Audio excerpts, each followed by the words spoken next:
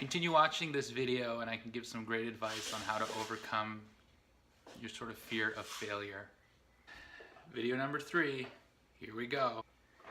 I'm still trying to figure this out.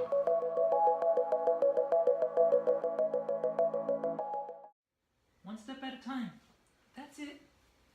That's it. Oh, all right, let's get back up. Come on. Let's go. 1, 2, 1, 2, 1, 2. Yeah, you're doing it. Okay, I wanted to update everybody on my progress this week.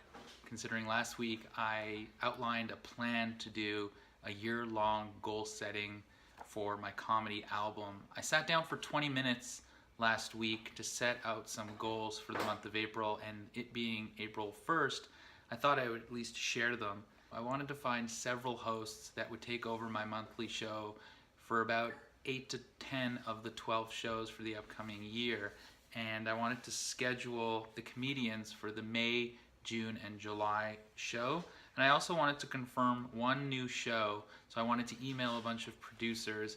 I think my goal was to get a couple more shows booked so that I could practice my material, and being in LA, it is tough to get stage time. It is very hard to sit down and map out your entire year, so I only got the goals for April in this book, and I hope to get May and June set this month. And maybe I'll just take it step by step, and that really taught me a valuable lesson that you don't have to take these huge bites, you can take them slowly. You know, like that article said last month or last week, it's all about consuming that elephant bit by bit. And spending time with my son, I realized that it's a lot like teaching a baby how to walk. At first it's baby steps, and then he'll take bigger and bigger steps on his own, which made me think about this sort of fear of failure, because I haven't told a lot of people about this project, but of the 1 or 2 people that I have shared this, they were worried that what happens if I don't accomplish this comedy album within the year, and I think I'll be okay with it because I think I'm focusing on the journey and the steps I'm taking about that.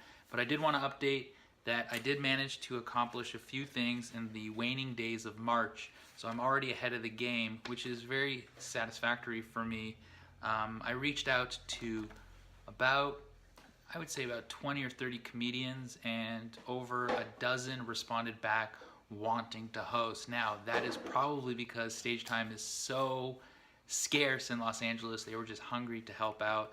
But what was great was when I responded back to those 12 and telling them why I was looking for hosts, a couple of them got back to me and offered spots on shows that they're running or that they're co-hosting or that they're filling in as hosts. And I thought that was really generous, and it taught me a valuable lesson to just be honest and a little bit vulnerable as to why you're doing something, because you never know when someone will step in and just give, okay? And I want to bring this up because this whole fear of failure sort of colors almost everything that we do in life, and I want to share this book that I read called Option B by Sheryl Sandberg and Adam Grant. Now, Adam Grant wrote a book called... You're using that walker to help you walk? That's good.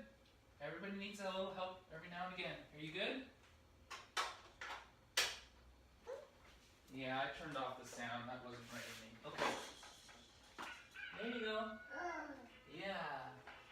Welcome to my learning farm. Had a brief interruption there. I was talking about Option B by Sheryl Sandberg and Adam Grant. Adam Grant has this great book called Give and Take, and he said those that constantly give are actually the ones in the long term that benefit the most. So there's definitely something that I'd like to keep in mind. Sheryl Sandberg's personal story is in Option B. She was married to the guy who created SurveyMonkey, David Goldberg, and unfortunately he had passed away on a vacation in Mexico. And it is a heart-wrenching but inspiring story about how to overcome sort of tragic moments and setbacks in your life. And as the book says, facing adversity, building resilience, and finding joy. So I highly recommend that. But after reading this book, it reminded me of a book that I read 4 or 5 years ago called Learned Optimism by Martin Seligman. And I would strongly recommend this book to anybody. I wish I had read this book probably 15 or 20 years ago when I was a teenager, because it really talks about failure being a temporary state, and your self-worth and confidence is not attached to these setbacks that you have in life. So with that, I would strongly recommend it. I'm going to put a link below to an Amazon or wherever you can get that book.